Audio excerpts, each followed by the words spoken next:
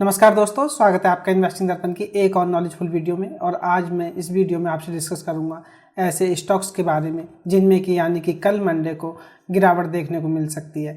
बात करें इन स्टॉक्स की तो दोस्तों यह चार्ट पर काफ़ी वीक नज़र आ रहे हैं। अगर आप स्टॉक मार्केट में पोजिशनल ट्रेडिंग करते हैं या आप इंट्राडे करते हैं तो आपको यह जानकारी पता होना चाहिए और इन स्टॉक्स पर आप कल नज़र रख सकते हैं। और एक मौका आपके पास ये भी हो सकता है कि आप इनमें शॉर्ट सेलिंग भी कर सकते हैं। और अगर आपने इनमें से किसी स्टॉक में इन्वेस्ट कर रखा है तो यह वीडियो आपके लिए बहुत खास होने वाली है। तो चलिए फटाफट शुरू करते हैं इस वीडियो को। तो पहला स्टॉक LTTS है। अगर बात करें LTTS की तो इसका 5 दिन का मूविंग एवरेज 3845 रुपये के आसपास दिखाई दे रहा है और 9 दिन का मूविंग एवरेज इसका 3856 रुपये दिखाई दे रहा है और इसका 13 दिन का EMA 3855 रुपये के आसपास दिखाई दे रहा है। बात करें दोस्तों करंट मार्केट प्राइस की LTTS की तो वह 3808 रुपये दिखाई दे रहा है। तो कह सकते हैं कि यह अपने 5 दिन 9 दिन और 21 दिन के मूविंग एवरेज से नीचे आ चुका है।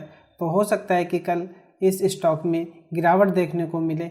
और बात करें इसकी MACD लाइन की तो MACD लाइन भी इसकी सिग्नल लाइन से नीचे की तरफ आ गई है। तो कह सकते हैं दोस्तों इस स्टॉक में आने वाले दिनों में गिरावट देखी जा सकती है। बात करें इसके बार्स की तो इसके नीचे की तरफ बार्स भी बड़े बन रहे हैं। तो कह सकते हैं कि LTTS चार्ट पर काफ़ी वीक नज़र आ रहा है। और बात करें इसकी RSI की तो RSI भी इसकी काफ़ी वीक दिखाई दे रही है जो कि 49 के आसपास आ चुकी है। तो कह सकते हैं ओवरऑल अगर बात करें LTTS की तो यह चार्ट पर वीक नज़र आ रहा है। तो आप कल इस स्टॉक पर भी नज़र रखिएगा। और बात करें अपने सेकंड स्टॉक की तो ट्यूब इन्वेस्टमेंट इंडिया है। अगर बात करें इसकी तो 5 दिन का मूविंग एवरेज इसका 2868 रुपये दिखाई दे रहा है और 9 दिन का मूविंग एवरेज इसका 2857 रुपये और 13 दिन का मूविंग एवरेज इसका 2838 रुपये दिखाई दे रहा है।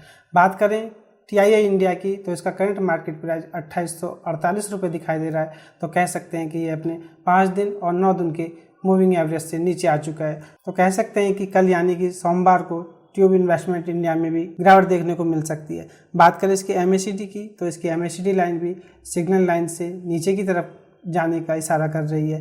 कह सकते हैं उसके बार्स की अगर बात करें तो इसके बार्स भी बॉटम लाइन से नीचे की तरफ बढ़ रहे हैं। RSI को अगर हम इसकी देखें तो RSI इसकी थोड़ा मजबूत दिखाई दे रही है जो कि 60 के आसपास है। तो TII इंडिया पर भी आप कल नज़र रखिएगा। हो सकता है कि कल इस स्टॉक में आपको गिरावट देखने को मिले। मार्केट अपडेट और मार्केट से जुड़ी जानकारी की वीडियो मैं लाता ही रहता हूं। अगर आप चैनल पर नए हैं तो चैनल को भी सब्सक्राइब कर लें ताकि आपसे आने वाली वीडियो मिस ना हो। और अब बात करें हम तीसरे स्टॉक की तो मैं डेविस लैब्स की बात कर रहा हूँ। बात करें इसके 5 दिन के मूविंग एवरेज की तो वह 3481 रुपये के आसपास दिखाई दे रहा है और उसका 9 दिन का मूविंग एवरेज 3474 रुपये दिखाई दे रहा है और इसका 13 दिन का मूविंग एवरेज 3456 रुपये दिखाई दे रहा है। और बात करें इसके 21 दिन के मूविंग एवरेज की तो वह 3413 रुपये दिखाई दे रहा है। तो कह सकते हैं कि इस समय डेविस लैब भी चार्ट पर वीक नज़र आ रहा है। यह 5 दिन 9 दिन और 13 दिन के मूविंग एवरेज से नीचे आ चुका है और 21 दिन के EMA के आसपास ट्रेड कर रहा है। तो कल यानी कि सोमवार को डेविस लैब में भी गिरावट देखने को मिल सकती है क्योंकि ये चार्ट पर काफ़ी वीक नज़र आ रहा है। और बात करें इसकी MACD लाइन की तो इसकी MACD लाइन भी सिग्नल लाइन की क्रॉस कर चुकी है जो कि नीचे की तरफ का इशारा कर रही है। और इसके बार्स को अगर हम देखें तो यह भी बॉटम लाइन से नीचे की तरफ बढ़ रहे हैं। और इसके RSI की अगर हम बात करें तो RSI इसकी 53 के आसपास दिखाई दे रही है जो कि नीचे की तरफ का इशारा कर रही है।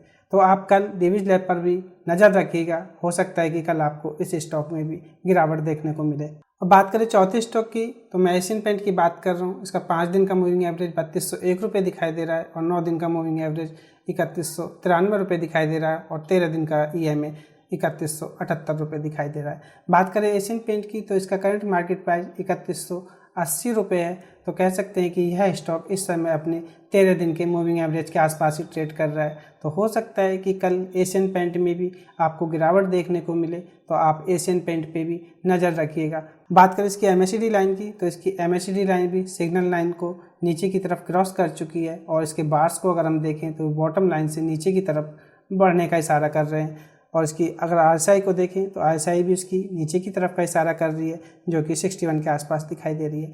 तो बात करें एशियन पेंट की तो एशियन पेंट भी चार्ट पर वीक नज़र आ रहा है। हो सकता है कि कल इस स्टॉक में गिरावट देखने को मिले। और बात करें अब अपने 5वें स्टॉक की तो मैं रिलैक्सो की बात कर रहा हूँ। अगर बात करें रिलैक्सो की तो इसका 5 दिन का EMA 900 रुपये के आसपास दिखाई दे रहा है और इसका 9 दिन का EMA 897 रुपये दिखाई दे रहा है और इसका 13 दिन का EMA 894 रुपये दिखाई दे रहा है।